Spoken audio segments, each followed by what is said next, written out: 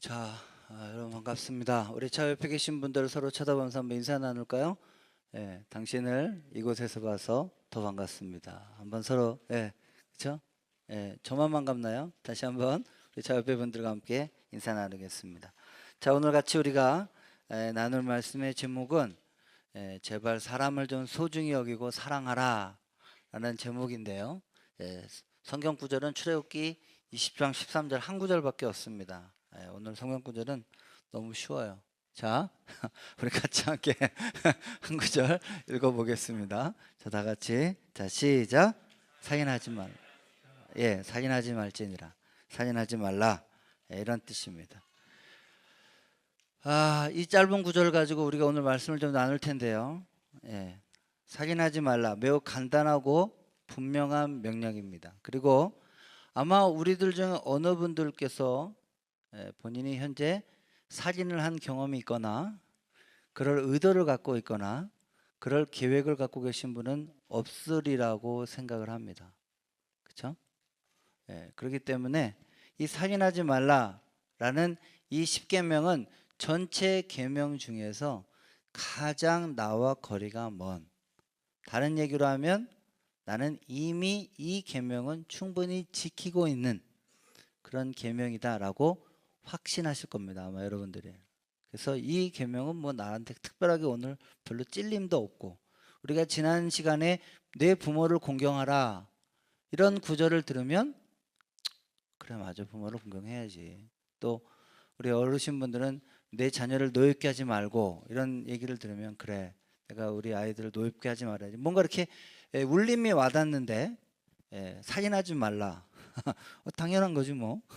난 살인 안 했는데 뭐 이렇게 생각해서 아주 이 계명이 여러분들에게 피부로 와 닿지 않는 경우가 꽤 있을 겁니다. 그러나 오늘 제가 이 살인하지 말라라고 하는 계명을 좀 여러분들과 함께 이 말씀을 근거로 좀 풀어드리면서 우리가 이 말씀을 다 마치고 난 후에는 오늘날 우리 그리스도인들이 얼마나 많이 성경적으로 얘기하고 있는 살인을 저지르고 있는지, 또 이 계명을 이번 한 주간 우리가 지키기가 얼마나 어려운 계명인지를 다시 한번 좀 살펴보면서 저와 여러분들 가운데 이 살인하지 말라는 진짜 계명의 참 뜻, 본질에 관해서 같이 좀 깊이 깨닫고 실천하는 한 주가 되시기를 주의 이름으로 축원합니다. 우리가 분명히 이 10계명을 지금 반환점을 돌았는데요. 저도 언제까지 해야 될지 모르겠어요. 근데 아무튼 이 10계명은 제가 처음 얘기한 것처럼 신앙의 본질에 관한 이야기들을 다룬 것이고, 또 예수님이 친히 그래서 이것을 산상순 설교에서 너희가 옛 계명에 말하거니와 하면서 이 10계명을 인용하면서 진짜 거기에 있는 본질을 설명해 주셨다라고 이야기를 했습니다. 자, 그렇다면 과연 이 살인하지 말라 라고 하는 이 계명에 들어있는 진짜 본질은 뭘까요? 우리가 오늘 이번 한 주간에 이것들을 좀 같이 살펴보시면서 저와 여러분들 가운데 이 살인하지 말라는 계명을 잘 지키시는 복된 한 주간 되시기를 주의 이름으로 축원합니다. 자, 한번 말씀을 벌써 본격적으로 좀 들어가 보겠습니다. 먼저 살인하지 말라는 말에 가장 크게 우리가 오해하는 첫 번째가 있어요. 오해의 첫 번째를 좀 풀어야 돼요. 그럼 뭐냐? 첫 번째 오해는 살인하지 말라는 말은 죽이지 말라는 말이 아니에요. 뭐라고요?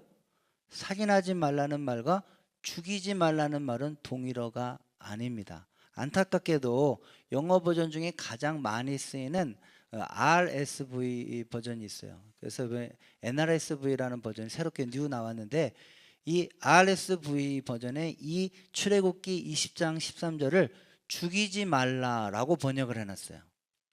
근데 이것은 대단히 잘못 번역한 오역입니다. 왜냐하면 성경에 보면 분명히 살인하지 말라는 명확한 명령이 있지만 동시에 레위기에 보면 이렇게 죽이라고 하는 수많은 동물에 대한 제사들이 있고요. 또한 성경에 보면 하나님이 직접 거기 가서 아말렉 족속을 진멸하고 양과 소와 나귀와 여자와 남자와 종과 아이를 가리지 말고 다 쳐 죽이라고 하는 명령이 있기 때문입니다. 자, 그렇다면 우리가 생각하는 살인하지 말라는 말과 죽이지 말라라는 말을 어떻게 구별을 해야 하느냐라고 하면, 첫 번째, 이 살인하지 말라는 단어는 한마디로 인간 생명에 대한 불법적인 살생을 금지하라. 다른 말로 하면 공인되지 않은 살해를 저지르는 일을 하지 말아라. 다시 얘기하면 불법적이고 폭력적이고 또 공인되지 않은 방법으로 사람의 생명을 살해하는 것을 금지하는 법입니다. 그럼 뒤집어 얘기하면 공인되고 인정되고 정당한 죽임은 있다는 거죠. 성경은 그것을 우리에게 분명하게 이야기합니다. 실제로 성경에서 살인이라는 단어, 살인하다라고 하는 동사로 쓰인 히브리어가 있는데, 그 히브리어는 구약에 46회 정도밖에 나오지 않았습니다. 그리고 오히려 우리가 흔히 말하는 죽이다라고 하는 단어는 구약 전체에서 165회나 사용됐습니다. 그러니까 성경은 명확하게 죽인다라는 단어와 살인하지 말라라고 할 때 이 살인을 구분하는 단어로 사용하고 있다 하는 것입니다. 다시 얘기하면 이 살인한다는 단어는 전쟁을 통하여 사람을 죽이는 일, 그리고 법적인 절차를 거쳐서 정당하게 범죄자를 처형하는 일에는 이 살인이라는 단어가 단 한 번도 사용된 일이 없습니다. 즉 성경은 그것은 살인이라고 인정하고 있지 않다 하는 것입니다. 자, 그렇다면 먼저 우리가 그래서 이 단어를 쉽게 하면 사람이 불법적으로 잘못된 정당치 않은 방법으로 사람을 죽이는 것에 대한 것을 일컬을 때 이 살인이라는 단어를 쓰고 있다 하는 것입니다. 자, 그러면 여기에는 이 살인하지 말라라고 하는 거에 대한 두 번째 이야기 중에 하나, 제가 이제 첫 번째 오해는 뭐냐, 이것이 죽인다는 단어랑 살인한다는 단어가 다르게 쓰였다라는 걸 먼저 얘기 드리고, 두 번째, 이 살인하지 말라라고 하는 근거가 우리가 얘기하는 일반적인 것과 기독교가 완전히 달라요. 자, 그 근거에 대한 성경 구절로 나와 있는 구절에, 그래서 여러분들이 좀 오늘 기독교적인 세계관으로 이 살인하지 말라는 것을 좀 이해하셔야 됩니다. 자, 그 근거가 되는 구절이 뭐냐? 창세기 9장 6절입니다. 다 같이 읽어보겠습니다. 자, 시작.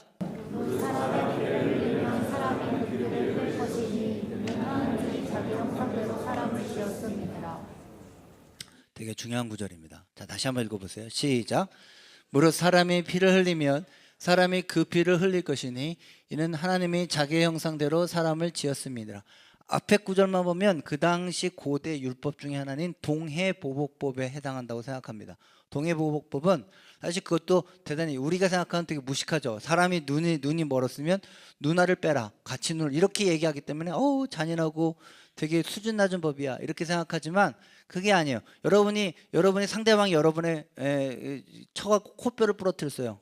그럼 여러분이 상대방에게 일로 와, 너가 내 코뼈 부러뜨렸으니까 너도 네 코뼈 부러뜨려, 이렇게 해요? 반 죽여놓죠 우리가. 그러니까 우리는 받은 거에 몇 배를 갚아야 되는 인간의 본질적인 죄성이 있어요. 그거를 방지하기 위해서 네가 받은 만큼만 해라고 하는 게 동해보복법이에요. 그래서 동해보복법에는 상당히 인권 존중이 들어가 있어요.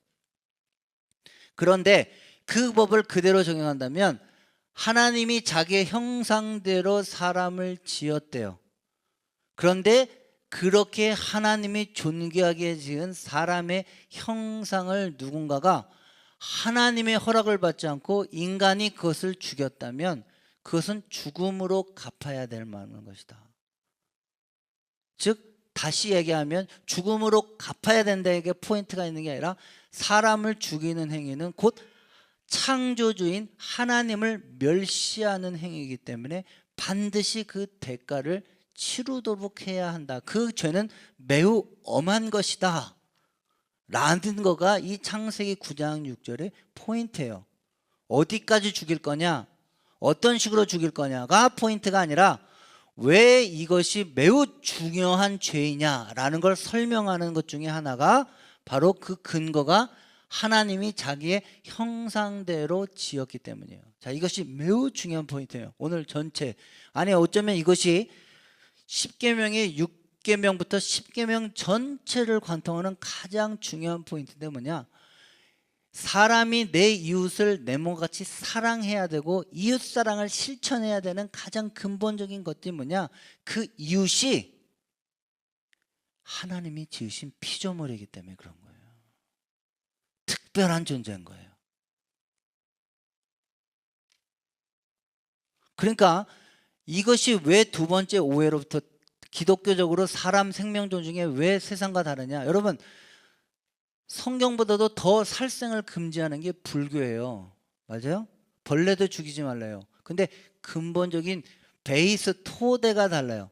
불교에서 말하는 살생을 금지한다는 것은 하나님이 천지만물에 창조주고 특별하게 인간이 하나님의 형상으로 만들어졌기 때문에 인간을 특별하게 인간의 생명을 경시하는 것은 대단히 엄중한 죄다라고 하는 근거가 아니라, 불교에서 살생도 하지 말라고 하는 가장 큰 이유는 불교에는 범신론적인 그런 사상이 숨겨 있어요. 즉 뭐냐? 범신론이라는 말은 나무나 생명이나 뭐 풀이나 이런 것도 다 신령한 뭔가 들어가 있다.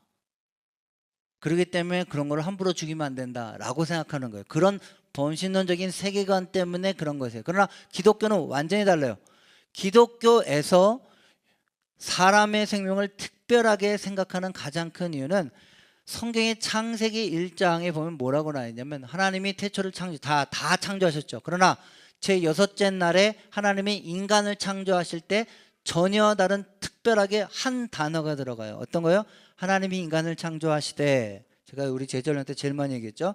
하나님이 인간을 창조하시되 자기의 형상대로. 그래서 그 영어 성경에 보면 이미지 오브 갓이라는 단어가 있어요. 이 단어는 뭐냐?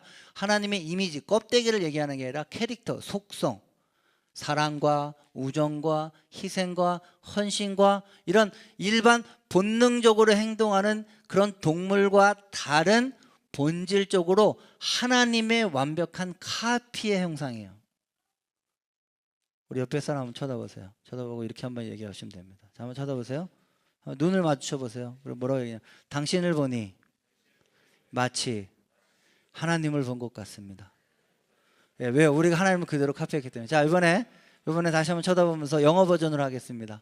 오 마이 갓 해주세요, 서로. 예, 그렇죠? 예, 오 마이 갓. 예, 그렇죠? 왜 그러냐면 인간이 그런 형상을. 그래서 기독교에서 사진하지 말라는 근거가 불교나 다른 데서 얘기하는 그 근거와 완전히 달라요. 그거는 범신론적인 것이고요. 자연주의 사상 때문에 그렇게 하지 말라는 거예요. 그러나 기독교는 거기에 동의하지 않아요. 기독교는 모든 만물에 정령이 있다든지. 그래서 여러분들 그 뭐죠? 모노노케 힘의 뭐고 우리나라 원령공주 이런 거 보면 그 사람 감독이 뭐였죠? 이름이 하여튼 미야자키 하요. 그런 사람 그게 그런 세계관. 그래서 거기에 보면 저 숲에 막 토토로 막 얘기하고 막 이런 얘기하잖아. 그게 정령 숭배 사상이에요. 예, 되게 한편으로 보면 아름답지만 다시 뒤집어 얘기하면 인간이 만물과 구별됨이 없어요. 똑같은 존재 중에 하나예요. 예.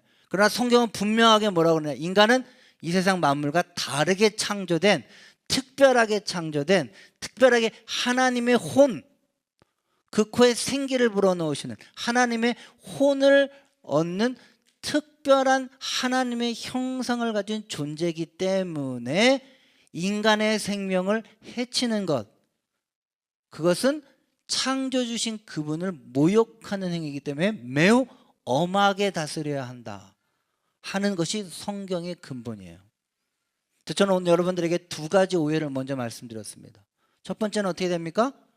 예, 죽이지 말라와 살인한다는 말은 다른 단어라고 얘기했어요, 성경에서. 두 번째, 기독교에서 살인하지 말라는 근거는 우리가 흔히 말하는 인본주의나 범신론이나 자연 만물을 어떤 숭배하는 그런 사상과 전혀 차원이 다른 존재예요. 그것은 다 뭐냐? 창조주인 하나님으로부터 출발하는 거예요. 그러니까 이것이 왜 6계명부터 10계명까지에 다 해당되는 공통적인 거냐? 왜 내 이웃을 사랑해야 돼? 내가 그냥 도덕적이고 윤리적인가? 이게 세상적인 거예요. 난 도덕적인 사람이니까요. 난 윤리적인 사람이니까요. 다 근거가 나로부터 출발하는 거예요. 난 착한 사람이니까요. 기독교는 그렇지 않아요. 우리 중에 그런 도덕과 윤리 갖고 있는 사람 아무도 없어요. 우리가 극한 상황에 저지르면 다다르면 다른 사람 사진하는 것과 똑같은 마음의 충동이 우리 가운데 있어요. 그럼에도 불구하고 기독교에서 6계명부터 10계명, 사진하지 말라, 도둑질하지 말라, 간음하지 말라, 뭐하지 말라고 하는 가장 근본적인 베이스는 나로부터 출발하지 않아요. 넌 인간이니까. 인본주의도 아니에요. 그 사람이 예수 그리스도의 십자가를 죽일 정도로 사랑을 한, 하나님이 사랑을 하고 특별하게 하나님의 형상으로 창조된 하나님의 특별한 피조물이기 때문에 네가 나를 존중한다면 나의 특별한 피조물인 저 사람도 존중하라. 그러니까 우리가 제1계명, 다시 얘기하면 하나님과의 관계성, 기독교에서 하나님을 로드십을 인정하는 하나님과의 관계성이 무너지면 나머지 이웃사랑도 없어지는 거예요. 자, 이 대표적인 거 한번 보겠습니다. 카인과 아벨의 살인사건. 카인이 아벨을 죽였어요. 시기 때문에 죽이기도 하고 분노 때문에, 그리고 여러 가지 해석이 있습니다. 그러나 가장 근본적인 해석은 뭐예요? 카인이 하나님을 멸시해 여겼죠. 우습게 여겼어요. 그러니까 어떻게 돼요? 하나님을 우습게 여기니까 하나님의 창조물이고 피조물이고 심지어 동생이라 할지라도 살인을 저지르게 돼요. 인류 최초의 살인입니다. 자, 인류 최초의 살인의 가장 근본적인 것은 하나님을 경외하는 마음이 없기 때문이에요. 하나님을 창조주로 인정하고 있지 않기 때문이죠. 그리고 그 하나님이 내가 그 하나님의 피조물이라는 생각이 없기 때문이에요. 거기서부터 인간에 대한 상호 불신과 멸시와 그 밖의 모든 것들이 시작한다. 성경은 이렇게 분명하게 근거를 이야기하고 있습니다. 자, 그러면 기독교에서 말하는 이 두 가지 오해들을 여러분들이 좀 먼저 바로 잡는다라고 얘기하면, 첫 번째, 우리가 가장 문의 이제 몇 가지 이슈에 대해서 얘기를 해보겠습니다. 자, 그럼 과연 그 인간 존중의 사상은 언제부터 시작을 해야 맞는 걸까요? 자, 대표적인 성경 구절이 이런 구절이 있습니다. 시편 139절 13절부터 16절입니다. 다 같이 읽어보겠습니다. 시작. 주께서 내 작품을 지으시며 나의 그대에서 나를 조직하셨나이다. 내가 주께 감사함으로는 나를 지으신 비 신령히 천하시니라. 주의 행사가 기이함을 내 영혼이 잘 아나이다. 내가 은밀함에서 지음을 받고 땅의 깊은 곳에서 기이하게 지음을 받은 때에 나의 형제가 주의 앞에 즐거웠나이다. 내 육질이 이르기 전에 주의 눈이 보셨으며 나를 위하여 정한 날이 하나도 되기 전에 주의 책에 다 기록이 되었나이다. 시편에 보면 분명히 우리가 어머니의 모태에 있을 때부터 하나님의 창조의 섭리에 해당한다고 얘기합니다. 대부분의 많은 기독교 학자들이 이 구절을 근거로 해서 낙태를 반대합니다.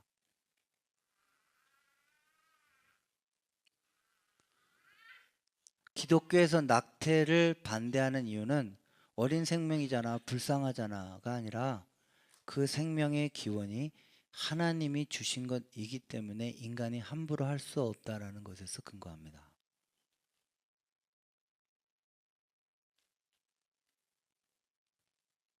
기독교에는 철저하게 신본주의예요. 여러분들이 오늘 수많은 이슈들을 기독교인임에도 불구하고 휴머니즘적인 생각으로 접근하는 분들이 많은데, 기독교가 반대하는 근거들을 명확하게 하셔야 합니다. 그러나 이 낙태가 불법이고 살인이다라고 규정하기에는 현실적으로 매우 복잡한 문제가 있습니다. 왜냐?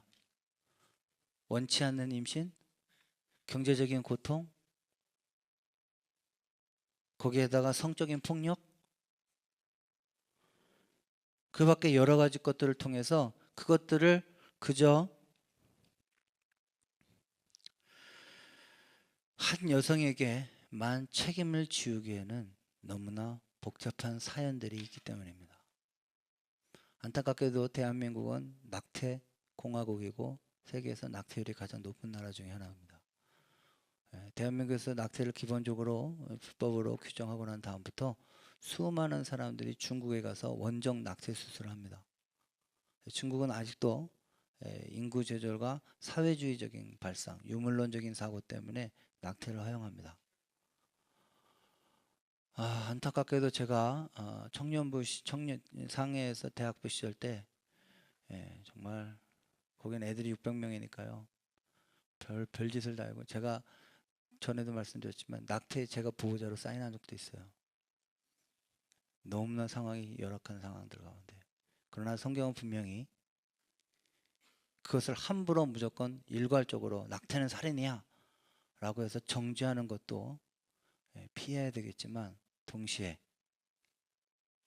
그 생명이 남자와 여자가 만나서 난자와 정자가 결합해서 내가 내 씨로 생명을 탄생시켰다는데 내가 지운다는데 무슨 아니에요. 생명의 시작은 하나님이 주신 겁니다. 아멘이십니까?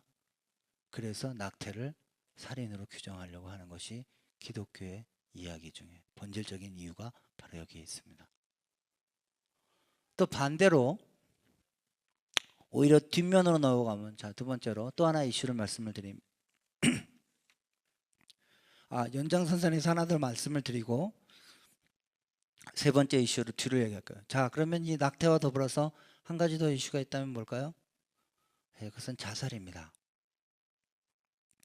아마 여러분들 중에 자살 충동을 느끼신 분들 상당히 많으셨을 거고 저 또한 그런 적이 있습니다. 그런데 여러분들을 가장 먼저 자살 충동을 막게 하는 가장 기독교인이라면 누구나 딱 걸리는 부분이 있습니다. 뭐냐? 자살하면 천국 못 간대. 자살하면 지옥 간대. 이것 때문에 아마 여러분들 수많은 분들이 자살에 대해서 주저하신 경우가 있을 겁니다. 그것은 한편으로는 우리 선조들이 대단히 좋은 지혜라고 여기지만 한편으로는 신학적으로는 맞지 않습니다. 전 여러분들에게 조금 더 어렵지만 목회자로서 진리를 전달해야 되는 입장에서 조심스럽게 이야기합니다. 왜냐? 제가 여러분에게 잘못 얘기하면 혹시 이 중에 자살 충동 갖고 있는 여러분들 지금 괴로운 마음으로 이 자리에 와 있다가 목사님이 자살하면 지옥 안 간대 이래서 자살할까 봐 제가 걱정되는 마음이 있지만 그래도 이거는 좀 얘기를 해야 될 것 같아요. 왜냐? 자살을 하면 지옥에 간다. 그럼 신학적으로 틀렸죠. 왜냐? 구원은 우리의 행위로 취소될 수가 없기 때문이죠. 한번 거듭나고 한번 하나님께 선택받아 하나님의 자녀가 된 백성은 우리의 행위로 구원의 행위가 취소될 수가 없어요. 그러므로 자살을 한다고 해서 천국에 못 가는 것은 아닙니다. 그러나 그 근거를 그렇게 둔 선배들의 고충을 여러분이 이해하셔야 됩니다. 왜냐? 지금보다 더 먹고 살기 힘든 세상이었고요. 더 사람의 인권이 유린되는 세상에서 자기 목숨을 자기가 끊고 싶은 충동이 드는 것은 너무나도 당연합니다. 그러나 기독교인이 자살하면 천국 가지 못한대 라고 얘기하는 것이 얼마나 강력하게 자살을 방지하는 효과가 있었는지. 요즘은 또 그렇지도 않아요. 요즘 기독교인이 더 많이 자살해서 문제예요. 근데 과거엔 그랬어요.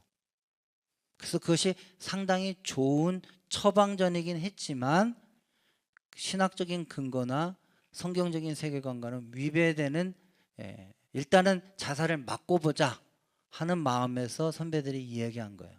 그러나 저는 그것보다 더 큰 것들을 얘기하면 왜 자살을 하면 죄가 되느냐? 여러분의 생명이 여러분 게 아니에요. 아멘이십니까? 하나님이 여러분에게 허락하신 거예요. 아멘이십니까? 그러면 여러분을 태어나게 하신 것도 하나님이라면 여러분의 생명을 거두어 가시는 것도 하나님의 주권에 속해 있는 것이지 내가 내 의지대로 내 생명을 끊는다는 건 내 인생의 내 목숨은 내 거라고 생각하는 지극히 안 좋은 교만에 해당합니다. 그래서 기독교인이 자살을 하지 않아야 될 근거가 자살하면 지옥 가는 게 아니라 자살하는 행위는 하나님이 내 삶에 창조주고 나는 피조물이라는 근본 관계를 내가 깨트리겠다고 하는 중대한 범죄라는 사실을 가지고 여러분이 자살을 하는 충동이 이를지라도 삶이 여러분을 속일지라도 하나님 저를 좀 차라리 빨리 데려가 주시죠. 이렇게 기도를 하면 몰라도 여러분 스스로가 목숨을 끊을 권리가 없다는 사실을 분명히 기억하시기를 주의 이름으로 축원합니다. 그래서 이 두 가지 낙태와 자살의 가장 근본적인 것은 생명의 주권, 사람의 생명을 지우는 일, 그 일은 인간에게 해당, 피조물에게 주어진 권한이 아니에요. 창조주에게만 있는 권한이에요. 꼭 기억하시고, 우리가 살인에 그냥 살인하면 아무 살인하지 말라는, 살인 안 했는데 정도가 아니라 이 살인하지 말라는 6계명에 걸려있는 수많은 이슈들이 있다. 근데 그 이슈들을 그저 인본주의적인 것으로 접근하면 안 돼요. 인본주의적인 것으로 접근하면 낙태나 자살을 다 허용해요. 오히려 그렇게 생명, 벌레는 죽이지 말라 그러고 다 자기 목숨 자기가 끊는 거 다 허용해요. 얼마나 이중적인지 몰라요.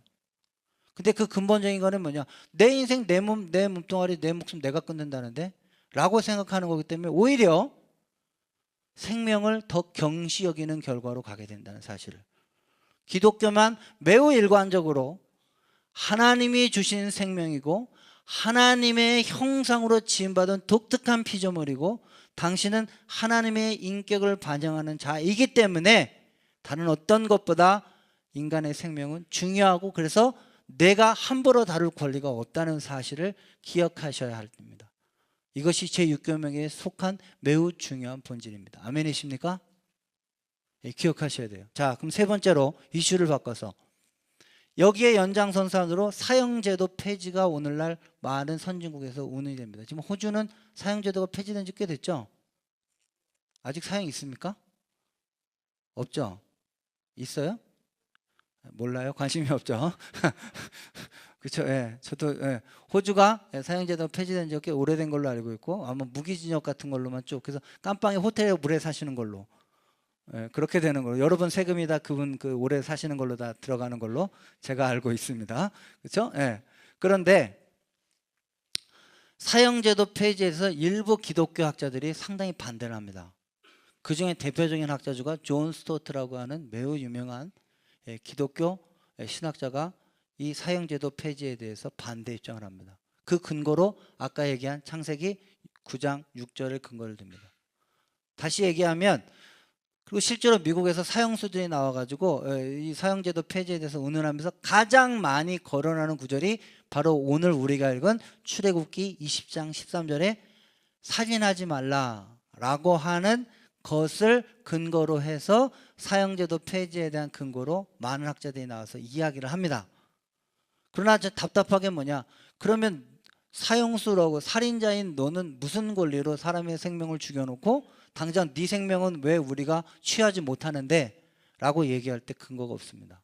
그리고 아까 말한 대로 성경은 네가 살인했기 때문에 네 목숨을 반드시 살인으로, 네 목숨으로 갚아야 된다가 포인트가 아니라 그만큼 인간의 생명은 중요하기 때문에 그것을 함부로 여겨서는 안 된다, 매우 중한 죄다라고 얘기하는 거에 살인한 사람들이 그 죄를 범했기 때문에 거기에 대한 어떠한 정당한 대가를 반드시 치러야 된다라고 이야기를 하고 있기 때문에 일부 학자들은 사형제도를 폐지하는 것에 반대를 합니다. 그러나 그러면 살인한 사람은 무조건 살인으로 갚아야 되냐? 그것도 바른 방법이 아니에요. 왜냐?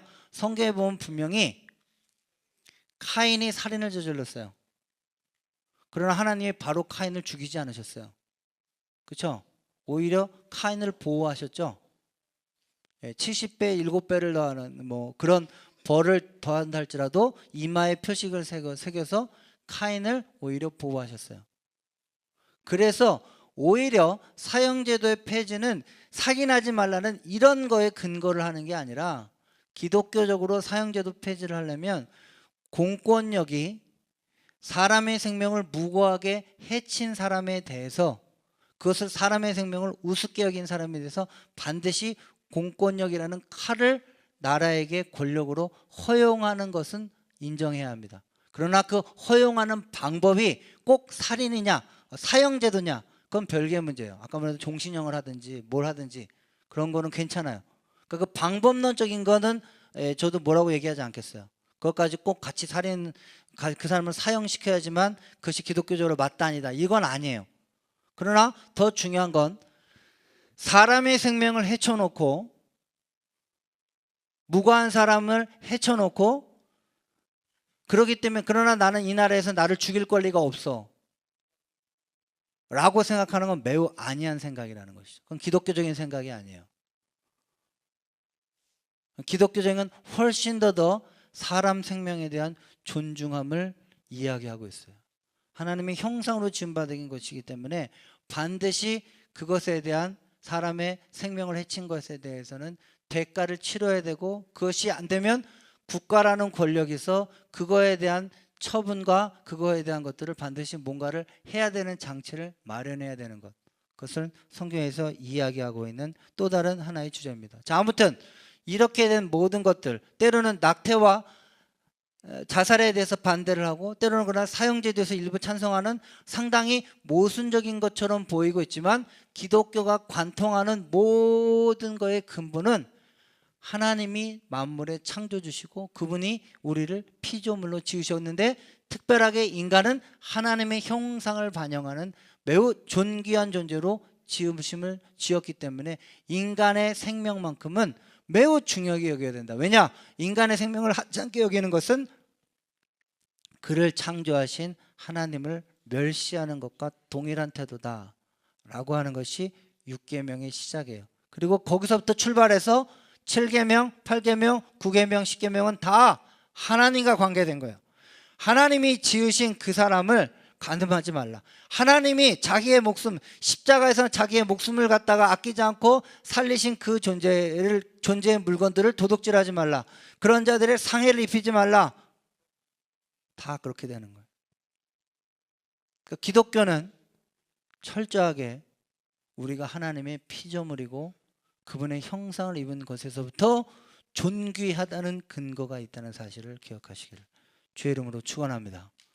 여러분, 오늘날 소위 말해서 인권이 없는 나라의 가장 큰 특징이 뭐냐? 유물론적인 사관이에요. 제가 중국에 살아요. 중국은요, 중학교도요, 제1중학교부터 제15중학교까지 있어요. 상해중학교, 제1중학교. 사람을 다 번호로 불러요. 예. 중국 어디 이렇게 하다못해 어디 뭐 이렇게 가면요, 이렇게 네일샵 같은 데 가잖아요, 여성분들. 그럼 거기 여성들이 다 이렇게 줄 서서 기다리고 있어. 얼마나 공원들이 일하는 사람들이 많은지. 근데 가면 어떻게 되냐? 사람 이름을 안 부르고 70번, 75번, 20번 이렇게 불러요. 그러니까 중국에서 인권이 말이 아닌 거예요. 왜요? 그 근본이 사람이 털없는 원숭이에서부터 출발을 했고, 사람은 그저 기계적인 어떤 우연의 산물이고, 그렇기 때문에 인간의 목숨은 별거 아니라고 생각하는 그런 유물론적인 사관이 사람의 인권에 대한 상당히 약화를 가져왔어요. 그러나 아직도 기독교적인 배경이 있는 나라에는 인권에 대한 존중한 사상이 남아있는 것 중에 대표적인 이유는 그 인권의 출발이 사람은 원래부터 존귀하다 이런 게 아니에요. 오늘부터 우리가 사람을 존귀하게 여기자 합의한 것도 아니에요.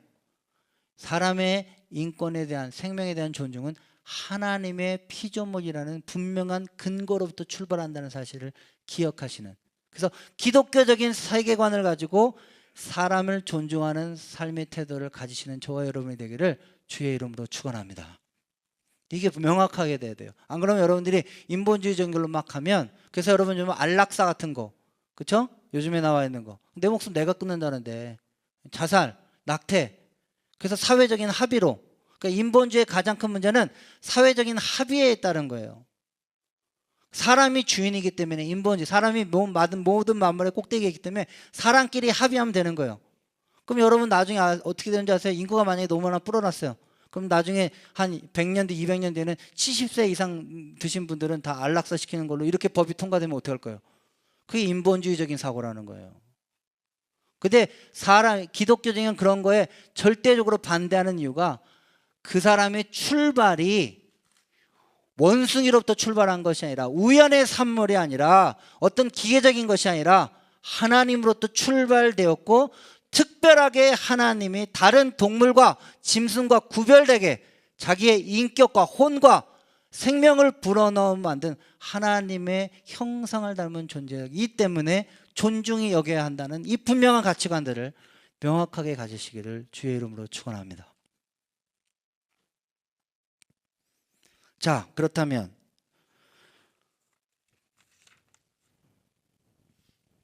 이제 조금 더 이야기를 넘어가서, 목사님, 그거는 목사님이 기독교 세계적인 세계관을 통해서 이야기를 해서 오늘 제가 그것들에서 충분히 좀 알아들었습니다. 예, 제가 그동안은 그저 되게 감상적으로, 휴머니즘적으로, 그냥 사람은 존귀하니까 이런 생각을 갖고 있었는데 기독교적인 출발로부터 인간을 존중히 여겨야 된다는 생각을 제가 알게 돼서 감사하게 생각한다. 그러나 구체적으로 살인하지 말라는 거를 어떤 식으로 적용을 해야 된다는 거예요. 그러면 우리가 하나님의 피조물인 형상, 거기서부터 출발한 인간을 존중한다 한다는 것은 구체적으로 우리의 삶에서 어떤 문제를 갖고 있냐는 거예요. 자, 그거에 대해서 예수님이 기가 막히게 풀어놓은 대목이 있어요. 왜냐, 아까 말한 대로 십계명을 예수님이 직접 다시 풀어놓은 게 뭐라고요? 산상수훈이에요. 그럼 산상수훈에 과연 이 6계명에 관한 예수님의 해석이 있느냐?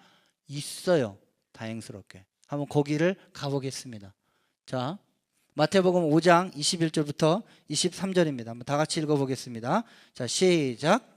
사람에게 말하라 살인하지 말라 누구든지 살인하면 심판을 받게 되리라 하였다는 것을 너희가 들었으나 너는 너희끼리 누구에게 노하는 자마다 심판을 받게 되고 형제를 대하여 나가라 미련한 놈이라 하는 자는 지옥불에 들어가게 되리라. 자, 21절은 우리가 말하는 출애굽기 제6계명에 대해서 이야기를 한 거예요. 옛사람에게 말한 바, 이건 10계명을 말한 거예요. 살인하지 말라라는 계명을 너희가 들었거니와, 자, 그것에 대해서 다시 재해석을 해준 거예요. 예수님이 그 본질을 살려서 나는 너희에게 이르노니 형제에게 노하는 자마다 심판을 받게 되고 형제에 대하여 라가라 하는 자는 공에 잡히게 되고 미련한 놈이라는 자는 지옥불에 들어가게 되리라. 이렇게 얘기했어요. 자, 여기 먼저 가장 우리가 해석하기 어려운 라가라 하는 자. 라가라 하는 거는 뭐냐? 직역을 하면 귀와 귀 사이가 비었다, 이런 뜻이에요. 그거를 한국말로 가장 기가 막히게 해석한 게 있어요. 골빈놈, 그죠? 골이 비었다, 이거예요. 이걸 라가라고 하는 거예요. 그 성경에서 라가라는 말을 좀 조심해서 사용하시면 됩니다. 그렇죠? 그래서 귀와 귀 사이가 빈 사람, 골빈 놈, 이런 뜻인데 거기에 나와 있는 또 미련한 놈이다, 노하는 자, 이건 무슨 말이냐? 헬라어 원문을 좀 잘 살펴보면 뭐냐? 한마디로 얘기하면 무가치한 놈, 이런 뜻이에요. 무가치한 놈. 그러니까 결과적으로 예수님이 살인하지 말라라는 계명을 어떻게 해석을 했느냐? 아까 우리가 배운 대로 그대로 정리를 하면 사람이 인간의 인격과 생명을 존중해야 되는 근거는 하나님의 피조물이고 하나님의 형상으로 지어졌다. 그러니 살인하지 말라는 건 아주 소극적인 것이고, 그건 정말 가장 하지 않아야 되는 최후의 그런 것이고, 이거를 좀 더 적극적으로 극대화시켜서 이 근본적인 정신을 잘 활용한다면 내 이웃의 인격을 모독하거나 내 이웃의 사람의 가치를 경하게 여기는 여러 가지 풍조에 대해서 단호하게 배격을 하고 인간을 인격 그 자체로, 그 사람의 어떤 외모나 그 사람의 어떤 가진 것이나 그 사람의 학력이나 그런 것으로 아니라 그 사람이 그저 하나님의 존귀한 형상으로 창조된 피조물이라는 것 그 하나 자체만으로도 존경하고 소중히 여기는 태도가 제6계명의 본질이니라, 이렇게 얘기하신 거죠. 근데 그럼 이거를 왜 예수님이 이렇게 강조하냐? 예수님 시대 때도 이게 안 지켜졌어요. 자, 대표적인 거 요즘 여러분이 야고보서 큐티하고 있는데 거기 보면 이런 구절이 있습니다. 자, 야고보서 2장 1절부터 4절 한번 읽어보겠습니다. 시작.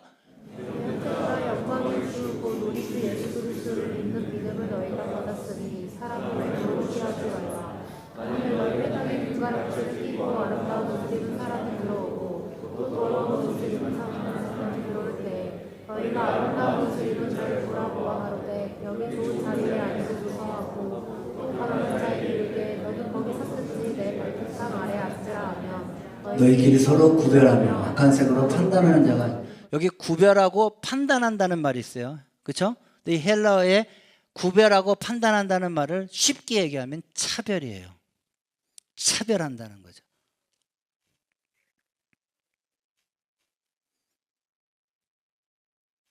그 당시에도 그런 게 있었던 거죠.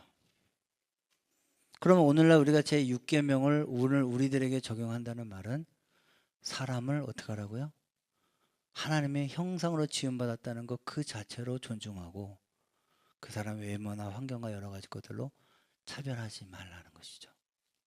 그것이 오히려 살인하지 말라라고 하는 것에 들어가 있는 본질적인 정신이라는 겁니다.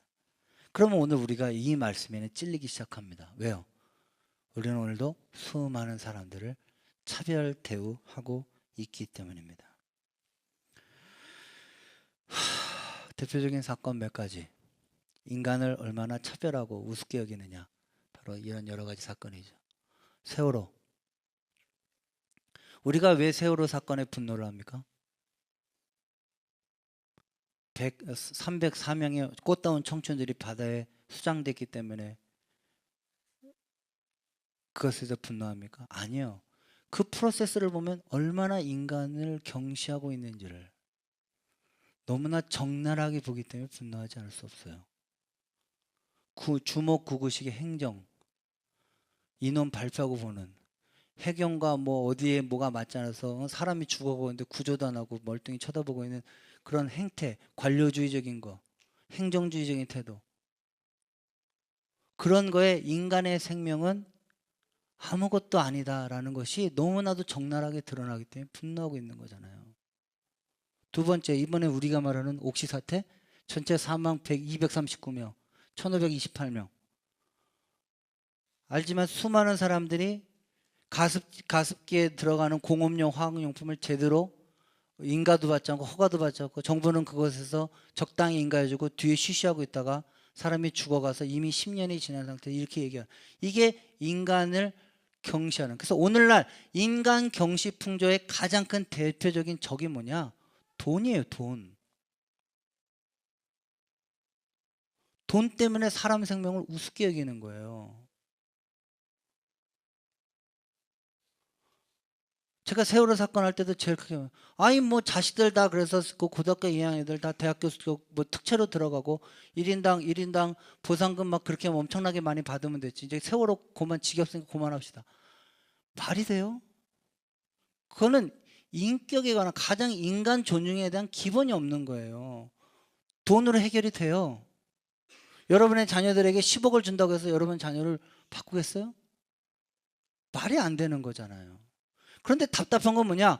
기독교가, 이건 세상 사람들이 아까 말한 대로 유물론적인 사고를 갖고 있는 사람이 아니면 인본주의적인 사고를 갖고 있는 사람들이 그렇게 얘기한다면 이해가 가지만, 인간은 하나님의 피조물이고 하나님의 독특한 형상대로 창조되었다는 걸 믿는 그리스도인들이라면 다른 어떤 돈의 논리나 다른 어떤 정치적인 논리나 다른 어떤 행정적인 논리보다 더 앞서서 그 사람 그 자체가 하나님의 형상으로 지어졌기 때문에 존귀하다고 목소리를 높여야 될 대표적인 데가 바로 교회라는 것이에요.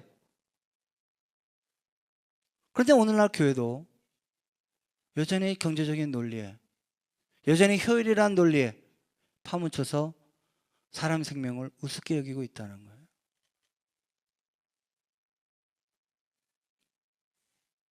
오늘날 영국의 블랙시트부터 시작한 수많은 극우단체들, 난민 문제로부터 촉발했어요.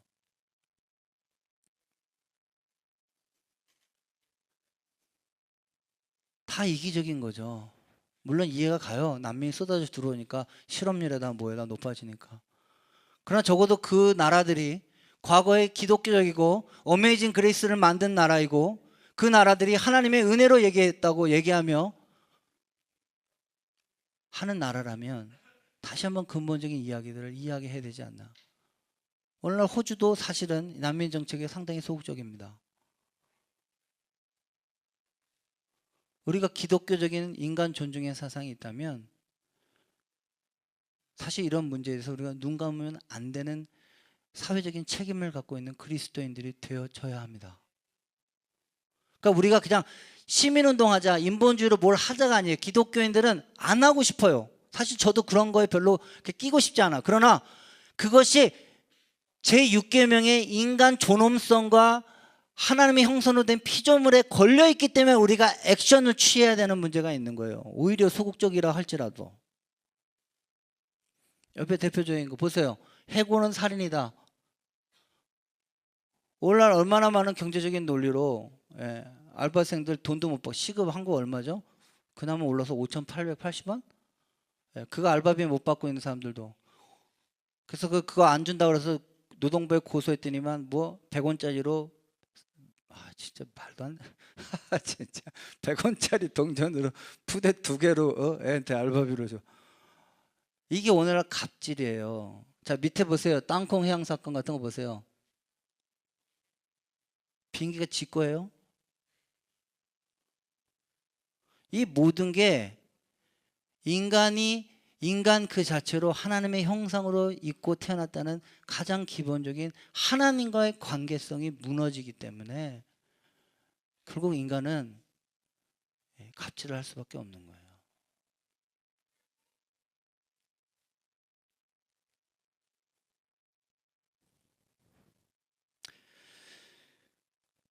자, 그렇다면 저와 여러분들은 과연 내 이웃을, 그 사람이 사람이라는 거 하나 때문이라도 기꺼이 존중하는 태도가 있는지, 아니면 오늘날 우리도 아까 우리 장로님 기도하신 것처럼 온갖 세속적인 세계관과 가치관들로 우리가 쩌들어서 오늘도 이 예배당을 벗어나면 우리도 모르는 사이에 인간 존중은 어디로 사라지고 돈의 논리로, 효율의 논리로 사람을 차별하거나 무시하거나 판단하거나 정죄하는 그런 일들이 우리 가운데는 없는지 다시 한번 좀 살펴보시기를 주의 이름으로 축원합니다. 여러분, 제가 이것이 산상설교 수훈과 연결되었다는 사실들에서 이야기를 좀 할게요. 자, 다시 여러분 성경 찾아보겠습니다. 마태복음을 한번 가볼게요. 5장. 마태복음 5장에 가면 팔복의 얘기가 나옵니다. 그렇죠? 팔복의 얘기가 나오는데 보면 심령이 가난한 자는 복이 있어요. 자, 5장 2절에 보면 애통하는 자는 복이 있죠. 온유한 자는 복이 있고요. 의에 줄이고 목마른 자는 복이 있어요. 그렇죠? 맞습니까? 자, 팔복에 대해서 어떻게 보통 강의를 하냐면 팔복 중에 1복부터 4복은 마치 10계명의 1계명부터 5계명에 해당하는 것이고, 팔복에 이제 5계명부터 5, 6, 7, 8 뒷부분에 해당되는 팔복은 10계명의 뒷부분에 해당하는 것이다 라고 이야기를 하고 있어요. 그러면 우리가 오늘 얘기하는 이 팔복의 뒷부분에 해당할 수 있는 부분이 어디냐? 바로 여러분이 7절입니다. 7절 한번 다 같이 읽어보겠습니다. 시작. 긍휼히 여기는 자는 복이 있나니 그들이 긍휼히 여김을 받을 것입니다. 이웃에 대한 태도의 가장 첫 번째가 뭐라고요? 긍휼히 여긴다. 근데 이 긍휼히 여긴다는 말은 뭐냐? 하나님의 자비, 사랑으로 저들을 아가페이적인 사랑으로 대한다라는 뜻이에요. 그런데 제가 여러분에게 이미 팔복 설교할 때 말씀을 드렸지만 사람을 긍휼히 여기는 거에 가장 근본적인 건 어디로 가야 해결이 된다고요? 팔복의 제1복. 자, 5장 2절 한번 다 같이 읽어보겠습니다. 3장의 3절 읽어보겠습니다. 시작. 심령이 가난한 자는 복이 있나니 천국이 그들의 것이며. 자, 보세요. 자, 여기 이제 결론에 해당합니다. 왜 우리가 팔복과 10계명을 지키기 어려우냐? 다 똑같은 거예요. 왜 이웃을 긍휼히 여기지 못하느냐? 오늘날 제가 팔복 설교하면서 왜 사람들이 오늘날 이 시대에서 가장 키워드가 뭐라고요? 차별이에요. 차별. 백화점 가면 뭐 해달라는 거예요? 대놓고 차별해달라고 하는 거죠. VVIP 대접해달라고, 갑질해달라고 얘기하는 거예요. 백화점에서 왜 갑질이 일어나요? 차별 대우를 받고 싶은데 안 해주잖아요.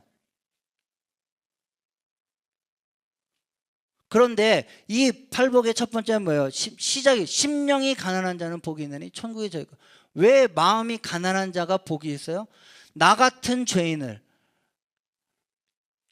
내가 하나님의 피조물과 형성으로 온전하게 태어났지만, 그렇게 피조되었고 이 세상에 탄생했지만 나는 하나님을 인정하지 않고 내가 내 인생의 주인 돼서 내 멋대로 내 마음대로 그렇게 살아가서 본질상 진노의 자녀로 영원한 지옥에 갈 수밖에 없는 내 자신을 하나님이 나를 불쌍히 여겨서 자신의 아들을 십자가 달려 죽이시기까지 나를 사랑하셔서 오늘날 나 대신 십자가에 죽으시고 나를 당신의 자녀로 삼아 주셨어요.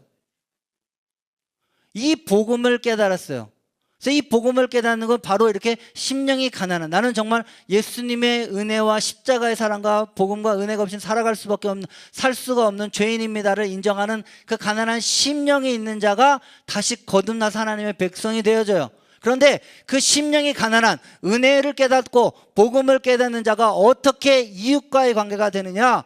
그렇게 나 자신도 하나님부터 용서받은 자요. 나 자신도 내 자신이 나를 구원할 수 없는데 하나님의 일방적인 은혜로 나를 구원받은 그런 하나님의 은혜를 입은 자로서 나 자신을 바라보고 내 주변 사람을 바라보면 내 주변 사람들에게 굳이 내가 그들보다 잘나고 이런 것이 아니라 다 똑같이 하나님의 긍휼하심을 받아야 될 존재로 이웃을 볼 수밖에 없는. 그래서 여러분들이 구약에 나오는 창조의 원리와 신약에 나와 있는 구원의 원리를 깨닫는다면, 그래서 내 자신이 얼마나 존귀한 형상으로 있었고, 그러나 그 존귀한 형상을 내가 스스로 깼지만 하나님이 나를 다시 한번 존귀한 형상으로 회복시켜준 그 은혜를 깨닫는다면 절대 내 이웃에 대해서 갑질을 하거나 차별을 하거나 그들을 우습게 여기거나 무시하는 그런 일들을 기독교인은 절대 해서는 안 된다 하는 일이 가장 근본적인 복음을 깨닫는 것에서 나오는 거예요. 심령이 가난한 자만 내 이웃을 궁휼히 여길 수가 있어요. 왜? 내가 궁휼히 여김을 이미 받았기 때문에, 기꺼이 내가 궁휼히 여김을 받았기 때문에 그 궁휼히 여김을 받음을 가지고 내 이웃을 궁휼히 여겨야 된다는 복음을 아는 자만이 진정으로 이 세상에 차별 없이 평등하게 다른 이웃들을 그 사람의 있는 모습 그대로 존중할 수 있는 능력이 그리스도 안에만 있다는 사실을 꼭 기억하시기를 주의 이름으로 축원합니다. 복음을 알아야 돼요. 여러분이 어떤 피조물인지를 알아야 돼요. 그저 인간적으로 인본적인 걸 가지고 인간이 대단히 위하고 뭐냐 위아더 월드 이래서 해결되는 문제가 아니에요. 위아더 월드로 해결되려면 벌써 인간이 세상이 천국이 됐죠. 그러나 오늘날 이 세상에 있는 수많은 불평들과 수많은 착취와 수많은 것들의 가장 근본적인 것은 내가 하나님의 영광스러운 피조물로 탄생된 존재며 내가 예수 그리스도 십자가의 복음으로 구원받고 은혜받은 존재라는 분명한 who am I, 내가 누구냐는 자각이 없을 때, 내가 갖고 있는 돈으로 나를 평가하고 내가 갖고 있는 학력으로 나를 평가하고 내가 갖고 있는 능력으로 내가 잘났다고 생각하는 사람들이 어떻게 다른 사람을 무시하지 않겠어요?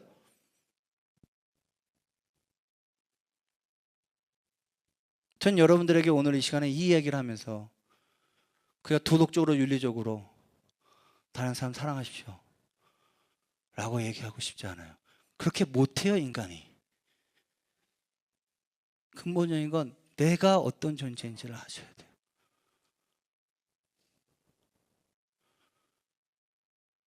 기독교의 출발은 살인하지 말라.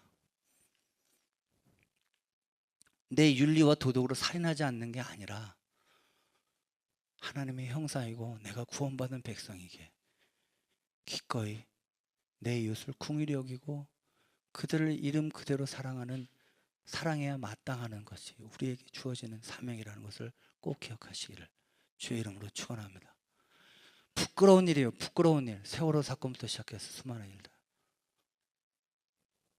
기독교인 인구가 1000만이라는 나라에서 생겨서는 안 되는. 제가 말씀을 맺겠습니다. 자, 그럼 구체적으로 우리가 어떻게 실천을 하고 살까요? 소극적으로는 로마서 13장 10절입니다. 다 같이 읽겠습니다. 시작.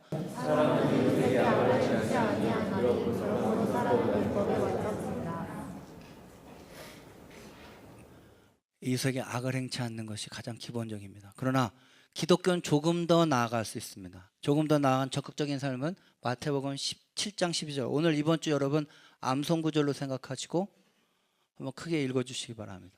자, 시작.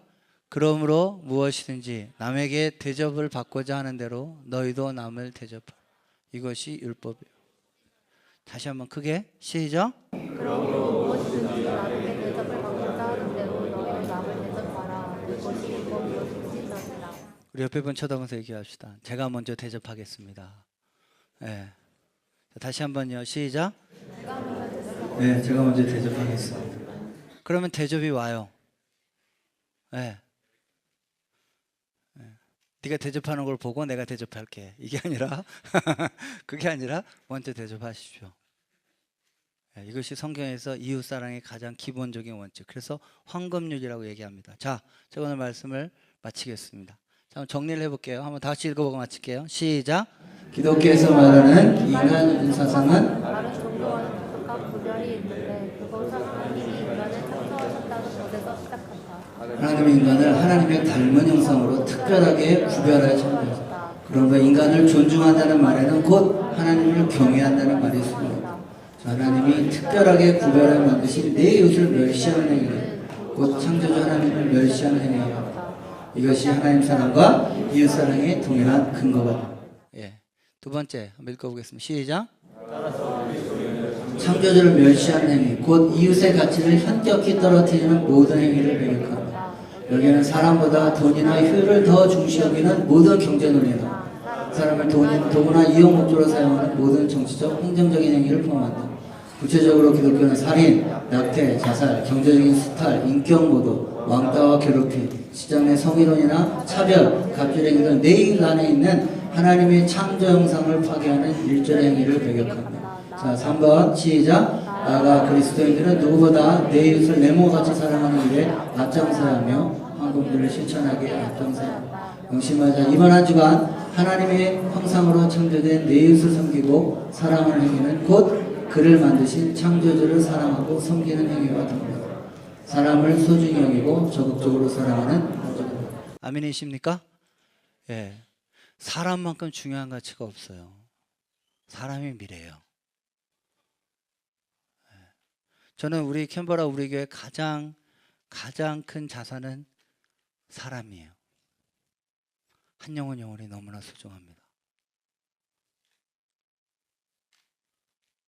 이번 한 주간 내 주변에 있는 사람들 다시 한번 그냥 하나님의 형상대로 사랑하시는 복된 한 주간 되시기를 주의 이름으로 축원합니다.